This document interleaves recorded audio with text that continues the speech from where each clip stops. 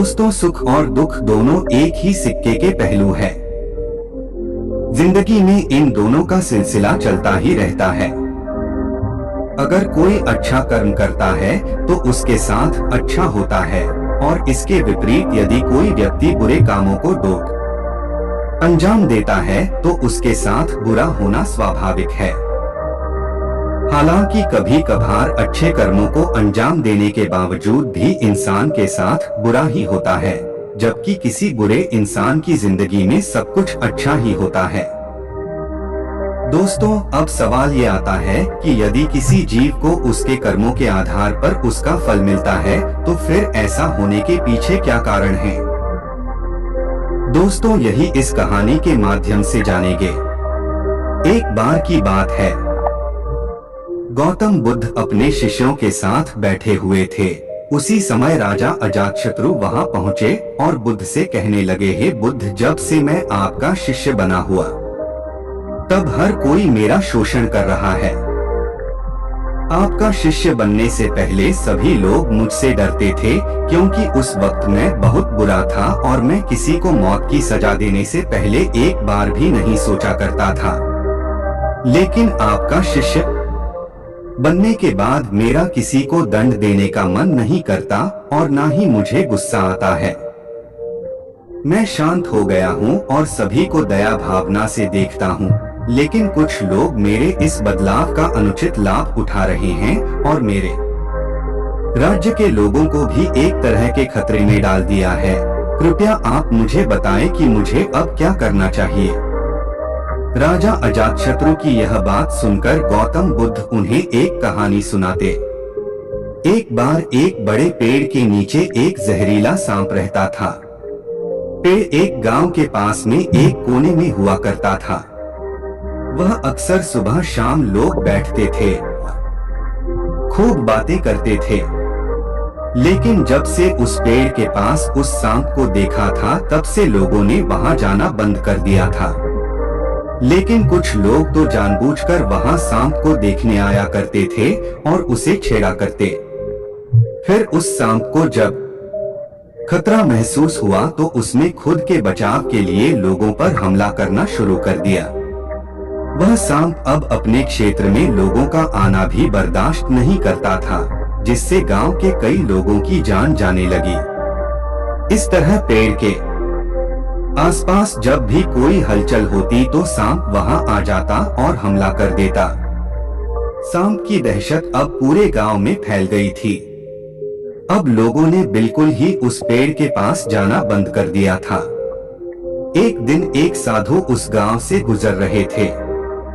तभी उस साधु की नजर उस विशाल से घने वृक्ष पर पड़ी, जिसके नीचे वो सांप रहा करता था।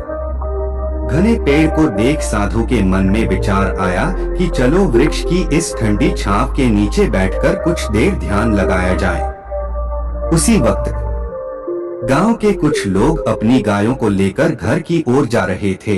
तभी उन लोगों की नजर उस साधु पर पड़ी, जो कि उसी पेड़ की तरफ ही जा रहा था। तभी लोगों ने उस साधु को सांप के बारे में सावधान करते हुए कहा कि आप उस पेड़ के पास मत जाना, वहां एक जहरीला सांप रहता है जो जरा सी हलचल होने पर हमला कर देता है और अब तक कई लोगों को काट भी चुका है। लोगों की यह बातें सुनकर साधु मुस्कुराए और उस पेड़ की तरफ चल दिए। फिर जगह को थोड़ा साफ करके जैसे ही साधु ध्यान करने के लिए बैठे, तभी सांप हलचल सुनकर साधु के सामने आ पहुंचता है और पुकारने लगता है। पुकार की आवाज सुन साधु की आंख खुलती है और वह सांप को देखने लगते हैं। वह सांप की आंखों में देखते हुए एक मंत्र बोलते हैं और मुंह से फूंक मारते हैं। तभी चमत्कारी रूप से वह सांप साधु से बात करने लगा। अब दोनों एक दूसरे की भाषा को समझ सकते थे। सांप साधु से कहता है, हे मनुष्य, क्या तुम मुझसे नहीं डरते? क्या तुम नहीं जानते कि यह मेरा क्षेत्र और यहाँ आने की किसी की हिम्मत नहीं होती? साधु ने करुणा भाव से कहा, मित्र, इसमें डरने की क्या बात है? मैं किसी चीज से नहीं डरता। क्योंकि जब मैं जीने का लोभ ही नहीं रखता तो मृत्यु से क्या डर। सांप साधु की ये बातें सुनकर चौंक गया, क्योंकि सांप की इससे पहले ऐसे लोगों से मुलाकात हुई थी जो उसको मारना चाहते थे या उसके डर से भाग जाते थे, लेकिन वह ऐसे व्यक्ति से कभी नहीं मिला था जो उससे नहीं डरता था। सांप साधु से इतना प्रभावित हुआ कि वह साधु के चरणों में गिर पड़ा और बोला, हे प्रभु, आप बिल्कुल सही कह रहे हैं। आज तक मैंने जो कुछ भी किया है अपनी जान बचाने के लिए किया है। अपने क्रोध के चलते ना जाने कितने निर्दोषों की जान भी ले ली। इसके बाद साधु साहब को बहुत सी बातें समझाकर वहां से चला गया। साधु की बात से प्रभावित होकर सामने निश्चित किया कि आज से वह किसी को नहीं काटेगा। वह अपने क्रोधी स्वभाव को डोट त्याग देता है, दूसरों को काटना बंद कर देता है, लेकिन इसका नतीजा उल्टा निकलता है। जब लोगों ने देखा कि सांप ने लोगों को तो काटना बंद कर दिया है, तो लोग उसका फायदा उठाने लगे। जो लोग उससे दूर भागते थे वो उसके पास आने लगे और सांप को परेशान करने लगे। बच्चे उस पर पत्थर फेंककर मारने लगे, जिससे सांप आए दिन हमेशा परेशान और घायल रहता था। अब वह बहुत दुखी था, क्योंकि वह अपने जीवन का सबसे कठिन समय बिता रहा था। एक बार वह साधु फिर से उस गांव में आए। वह उसी पेड़ के नीचे बैठ गए। तभी साधु की नजर उस सांप पर पड़ी तो साधु ने उस सांप से पूछा, मित्र, तुम्हारी ये हालत कैसे हो गई? तुम इतने घायल और इतनी कमजोर स्थिति में कैसे आ गए? तब सांप ने कहा, जब से आपने मुझे अपने हिंसक स्वभाव को छोड़ने के लिए कहा, तब से मैंने निश्चय किया कि अब मैं किसी पर हमला नहीं करूंगा।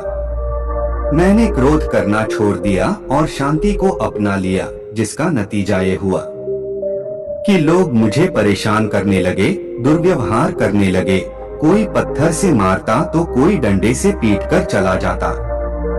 सांप की बात सुनकर साधु ने कहा, मित्र, मैंने तुमसे कहा था कि बेवजह दूसरों को मत काटो, लेकिन मैंने तुम्हें तुम्हारी आत्मरक्षा के लिए हमला करने से नहीं रोका था। दोस्तों, कहानी सुनाने के बाद गौतम बुद्ध ने राजा से कहा, हे राजन, तुमने भी मेरी बात गलत तरीके से अपनाई।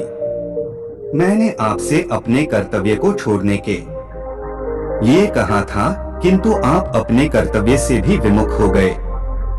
आप एक राजा हैं, अर्थपूर्ण रूप से साधु की तरह व्यवहार करना आपको खतरे में डाल सकता है।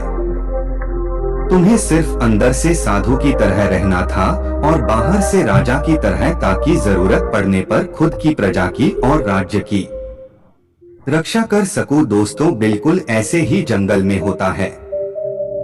जो सबसे सीधा पेड़ होता है उसको सबसे पहले काटा जाता है, और यही कानून दुनिया के लोगों पर भी लागू होता है।